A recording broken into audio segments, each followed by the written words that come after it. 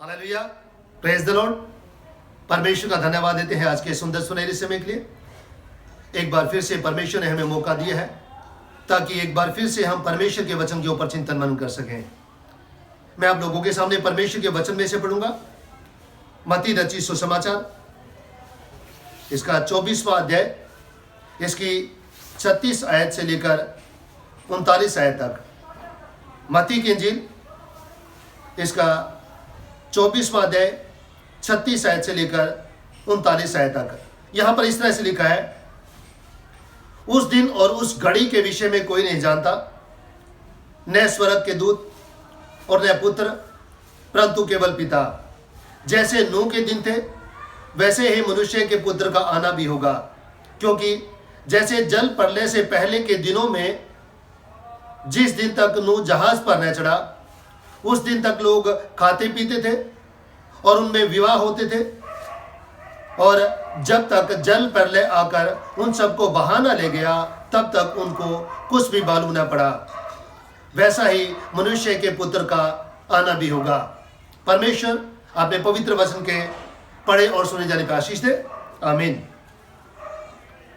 प्यारे जीजो, यदि हम मत्ती इसका 24वां अध्याय, मरकुस की इंजील इसका 13वां अध्याय और लूका की इंजील इसका 21वां अध्याय, इन 3 सुसमाचारों को पढ़े तो हम इन सुसमाचारों में अंतिम समय के बारे में देखते हैं।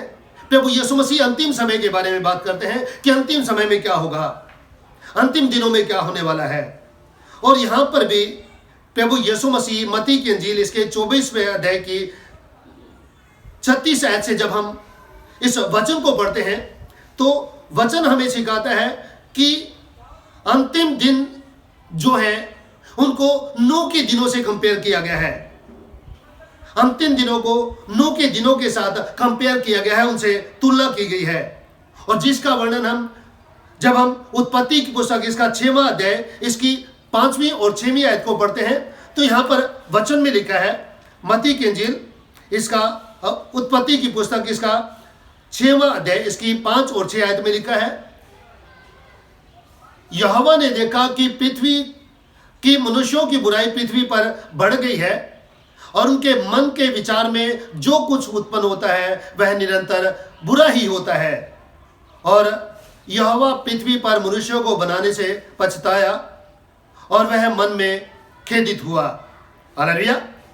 परमेश्वर का वचन हमें सिखाता है कि परमेश्वर ने देखा कि मनुष्य की बुराई दिन प्रतिदिन बढ़ती जा रही है और उसके मन में जो कुछ भी विचार आते हैं सारे बुरे ही विचार आते हैं।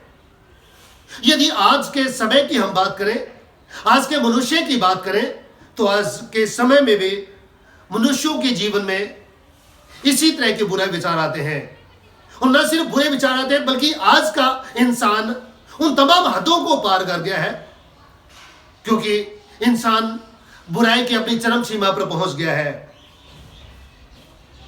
और जो कुछ भी आज इंसान के मनों में पैदा होता है ज्यादातर बुरा ही पैदा होता है। और ठीक इसी तरह से नूह के समय में भी थे।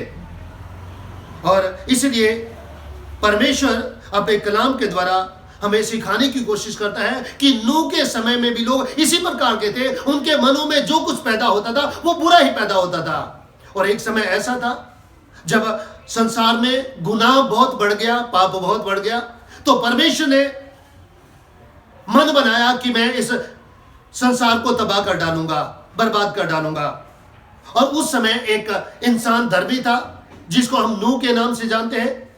नूह का परिवार धर्मी था और परमेश्वर ने नूह को कहा कि एक बड़ा जहाज बना और उसे गोपेर वृक्ष की लकड़ी से बनाना, उसकी लंबाई 300 हाथ, चौड़ाई 50 हाथ और उसकी ऊंचाई 30 हाथ बनाना। और परमेश्वर कहता है कि इस जहाज को 3 मंजिला बनाना। और नूह ने इस जहाज को 3 मंजिला बनाया और इसमें खिड़की बनाई और इसमें एक दरवाजा भी बनाया। और परमेश्वर ने नूह को उसका जीवन अर्पित करने के लिए दिया कि इस जहाज को बनाने में तो अपना जीवन लगा दे। और नूह ने अपना पूरा जीवन इस जहाज को बनाने में अर्पित कर दिया, क्योंकि अब वो समय था जब उस समय के लोगों का न्याय होने वाला था।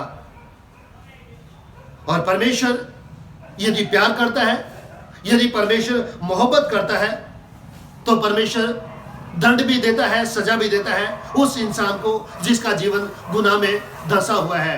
यानी कि जो पापी इंसान है, पापी इंसान को परमेश्वर सजा भी देता है, क्योंकि परमेश्वर पाप और बुराई को कभी भी बर्दाश्त नहीं करता। परंतु परमेश्वर प्रतीक्षा करता है लोगों की कि लोग रिपेंट करें, पश्चाताप करें और रिपेंट करके लोग परमेश्वर के पास आए। अब ये वो समय था जब नूह के समय के लोगों का न्याय होने वाला है। अब नूह के समय के लोगों का न्याय का दिन आ चुका है। दूसरा पतरस 2 अध्याय इसकी 5वीं आयत में परमेश्वर का वचन कहता है, परमेश्वर ने प्राचीन युग के संसार को भी नहीं छोड़ा, वरन भक्तिहीन संसार पर महाजल प्रलय भेजा और धर्म के प्रचारक नूह समेत 8 व्यक्तियों को बचा लिया।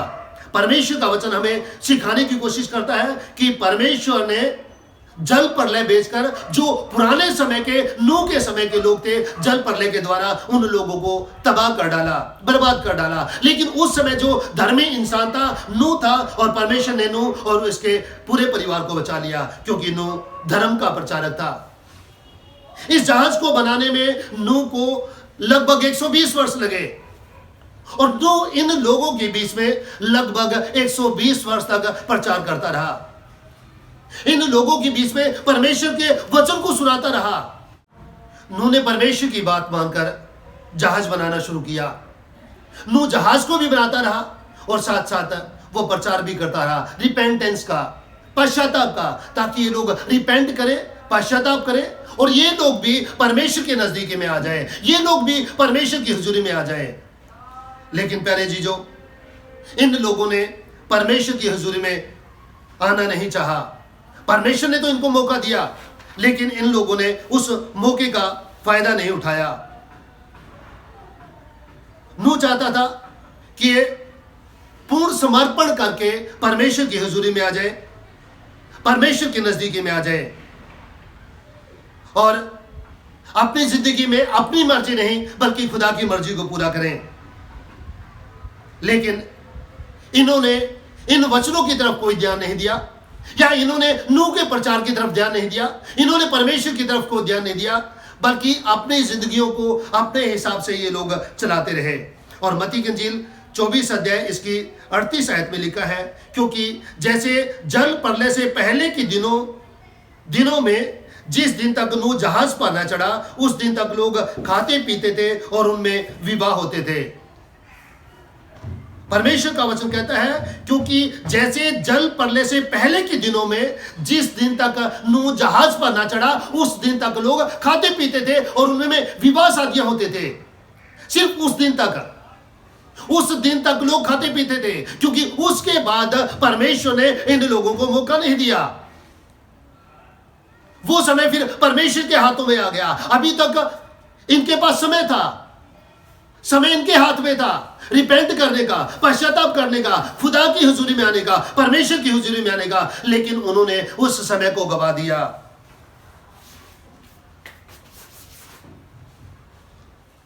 प्यारे जीजो, खाना पीना या विवाह शादी करना कोई गलत नहीं है।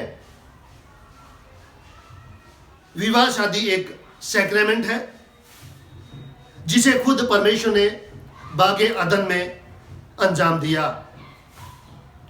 और ये कोई गलत नहीं है, और खाना पीना भी कोई गलत नहीं है। लेकिन यहां पर जो कॉन्सेप्ट है वो ये है, इन लोगों की ये सोच थी कि अभी हमें हमारे जीवन में बहुत इंजॉय करना है, अभी हमारा रिपेंट करने का समय नहीं है, पश्चाताप करने का समय नहीं है, अभी हमें जिंदगी में ऐशो आराम करना है, अभी हम इस बुलाहट के लिए, इस समर्पण के लिए अभी हम तैयार नहीं है।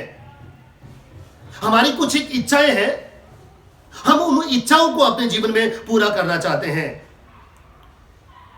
और यदि हम अपनी जिंदगी को तब्दील कर लिया यदि हमने समर्पण कर लिया, यदि हमने उस बुलाहट को कबूल कर लिया, तो वो जो कुछ हम करना चाहते हैं, ऐशो आराम करना चाहते हैं, ऐश परस्ती करना चाहते हैं, अपने हिसाब से अपनी जिंदगी को गुजारना चाहते हैं, वो हम नहीं कर पाएंगे। तो इसलिए ये लोग रिपेंट नहीं करना चाहते हैं, ये लोग पश्चाताप नहीं करना चाहते हैं, ये लोग वचन को सुनकर उस वचन के अनुसार अपने जीवन को नहीं चलाना चाहते हैं, या ये लोग परमेश्वर की हजूरी में नहीं आना चाहते हैं। लेकिन नूह इन लोगों के बीच में 120 वर्ष तक प्रचार करता रहा, ताकि ये लोग रिपेंट करें, ये लोग पश्चाताप करें, और पश्चातापी हृदय से ये लोग परमेश्वर के पास आए। लेकिन इन लोगों के हृदय वचन सुन सुनकर सख्त हो गए थे, कठोर हो गए थे। जब हम परमेश्वर के पवित्र वचन में से दूसरा कुरिन्थियों 6वां अध्याय इसकी दूसरी आयत के दूसरे हिस्से को पढ़ते हैं, तो यहां पर लिखा है, देखो अभी वह प्रसन्नता का समय है, देखो अभी वह उद्धार का दिन है। Today is the day of salvation. आज उद्धार का दिन है, आज परमेश्वर की ओर मुड़ने का दिन है। हो सकता है यह समय हमें दोबारा मिले या ना मिले। परमेश्वर आज मुझसे और आपसे भी चाहते हैं कि हम लौट कर परमेश्वर के पास आए। हो सकता है आज तक हमने भी अपने हिसाब से, अपनी मर्जी से अपनी जिंदगी गुजारी हो, लेकिन परमेश्वर का वचन कहता है, देखो अभी वह प्रसन्नता का समय है, देखो अभी वह उद्धार का दिन है। आज ही वो दिन है जब हम परमेश्वर की तरफ लौट कर आ सकते हैं। लोग नूह को तरह तरह की बातें करते होंगे।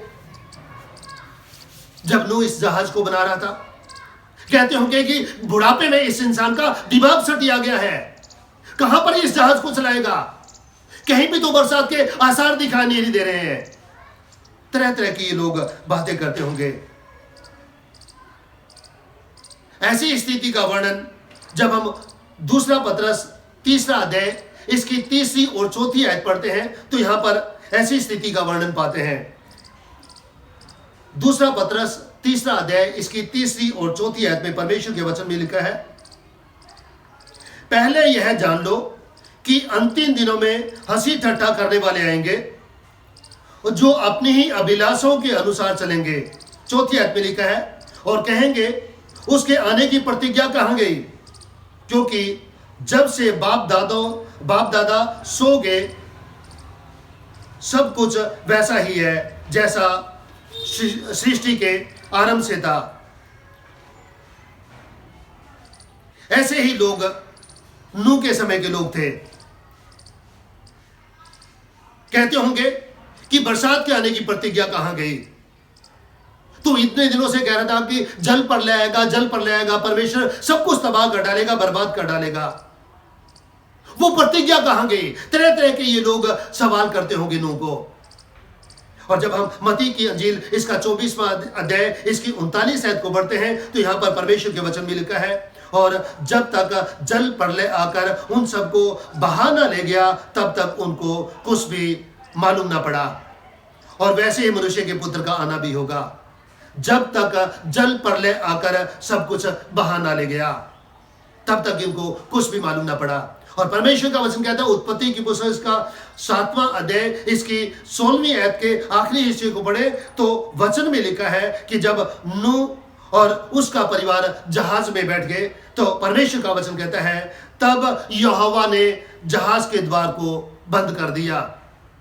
यहोवा परमेश्वर ने खुद उस जहाज के दरवाजे को बंद कर दिया। जो जहाज नूह ने बनाया था परमेश्वर की आज्ञा के अनुसार, जिसको बनाने में लगभग 120 वर्ष लगे, और नूह ने उन परमेश्वर की आज्ञा के अनुसार तमाम जानवरों को, तमाम पक्षियों को उस जहाज में चढ़ा लिया, अपने परिवार को चढ़ा लिया। और उसके बाद परमेश्वर का वचन कहता है, आकाश से मूसलाधार बारिश होने लगी, जमीन में से पानी के सोते फूट निकले, और परमेश्वर ने उस जहाज के द्वार को बंद कर दिया। अब ये लोग जो लोग रिपेंट नहीं करना चाहते थे, पश्चाताप नहीं करना चाहते थे, जब इन्होंने देखा कि मूसलाधार बरसात होने लगी है, 1 दिन हो गया है, 2 दिन हो गया है, जमीन में से पानी के सोते फूट रहे हैं, वो लोग चिल्लाते होंगे, रोते होंगे, नूह को कहते होंगे, हमें बचा ले, हमें बचा ले, हमारे लिए द्वार खोल, हमारे लिए द्वार खोल। लेकिन अब दरवाजा बंद हो गया था और नूह चाहकर भी उस द्वार को नहीं खोल सकता था, क्योंकि इस द्वार को खुद परमेश्वर ने बंद किया था। नूह बड़ा दुखी होता होगा इन लोगों के चिल्लाने की आवाज सुनकर, इन लोगों के रोने की आवाज सुनकर नूह बड़ा परेशान होता होगा, क्योंकि ये सारे लोग नूह के अपने ही तो लोग थे। नूह के भाई बहन चाचा ताऊ रिश्तेदार सगे संबंधी ये सारे नूह के अपने ही तो लोग थे। लेकिन नूह इन लोगों के बीच में प्रचार करता रहा, लेकिन इनमें से किसी ने भी रिपेंट नहीं किया, किसी ने भी पश्चाताप नहीं किया, कोई भी मुड़कर परमेश्वर के पास नहीं आया। परमेश्वर ने मौका दिया, एक मौका नहीं दिया, 2 दिन मौका नहीं दिया, 120 वर्ष तक परमेश्वर ने इन लोगों को मौका दिया रिपेंट करने का, लेकिन इन लोगों ने रिपेंट नहीं किया, इन लोगों ने पश्चाताप नहीं किया। लेकिन अब ये वो समय था जबकि जहाज का द्वार बंद हो गया और लोग रो रहे हैं, चिल्ला रहे हैं, लेकिन अब इनकी सुनने वाला कोई नहीं है, क्योंकि इनको जो मौका मिला उन्होंने उस मौके का फायदा नहीं उठाया। अपने हिसाब से, अपनी मर्जी से इन्होंने अपनी जिंदगी को गुजारा, जो इन्हें अच्छा लगा इन्होंने वो किया। और अब वो समय था जब परमेश्वर का समय आया, जो अनुग्रह का इन्हें समय मिला था वो समय खत्म हो गया, जो इन्हें रिपेंट करने का समय मिला था वो समय खत्म हो गया। और जमीन में से पानी के सोते फूट निकले, मूसलाधार बरसात होने लगी। अब ये रो रहे हैं, चिल्ला रहे हैं कि हमारे लिए दुआ खोलो, हमें मौका दो, हमें मौका दो। अब कोई इनकी दुआ, इनकी फरियाद सुनने वाला नहीं है। प्यारे जीजो, इसी तरह का एक वर्णन हम मत्ती की इंजील इसके 25वें अध्याय में देखते हैं।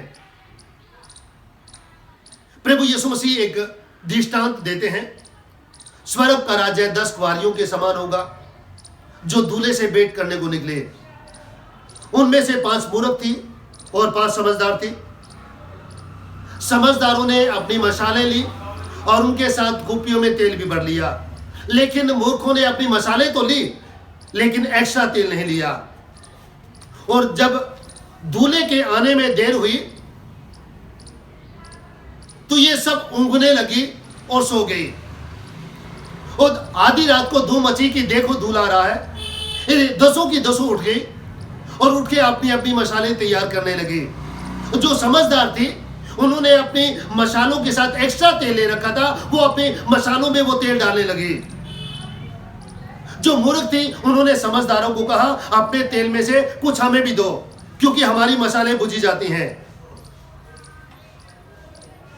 परंतु समझदारों ने जवाब दिया कहीं ऐसा ना हो कि ये तेल हमारे और तुम्हारे लिए कवर है, इसलिए ऐसा करो तुम शहर में बेचने वालों के पास जाओ और अपने लिए मोल ले आओ। और जब ये मोल लेने जा रही थी तो इतने में दूल्हा आ पहुंचा और जो तैयार थी वो दूल्हे के साथ विवाह घर में चली गई और द्वार बंद हो गया।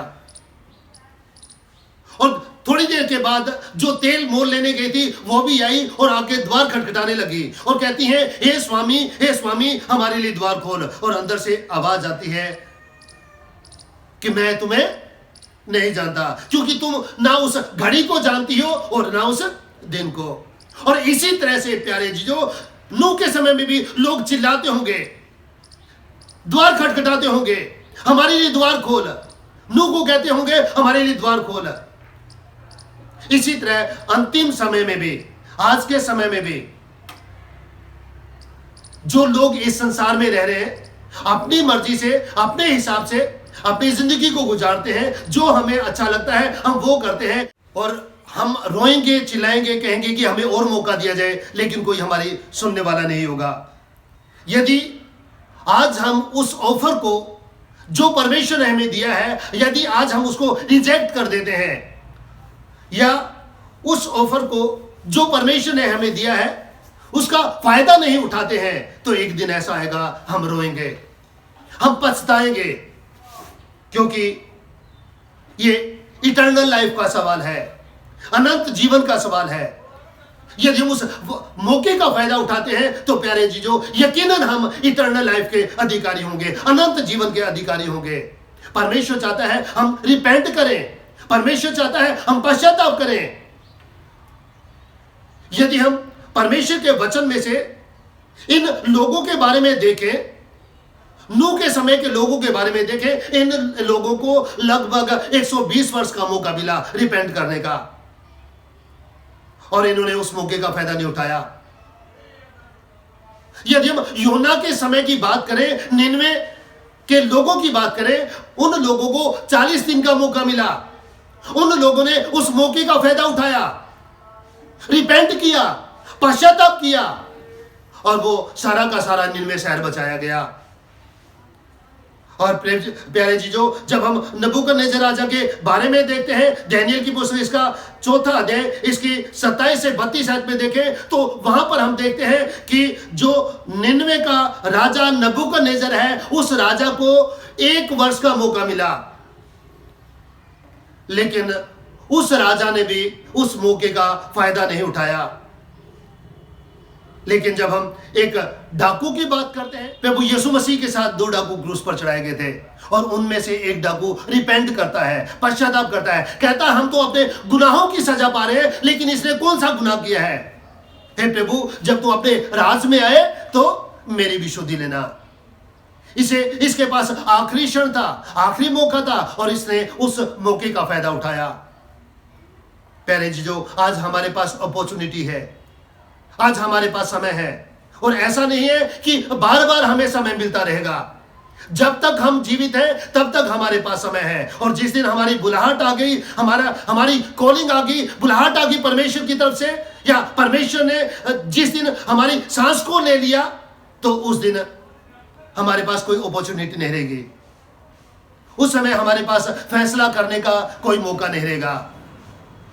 आज हमारे पास मौका है, हम रिपेंट करें, पश्चाताप करें, और परमेश्वर के नजदीकी में आए। परमेश्वर इन वचनों के द्वारा हम सभी को आशीष दे, और होने दे कि आज का वचन हम सभी के जीवन में बहुत ऐसे आशीष है और भक्ति लेकर आने वाला उसके। आमीन। दुआ करें।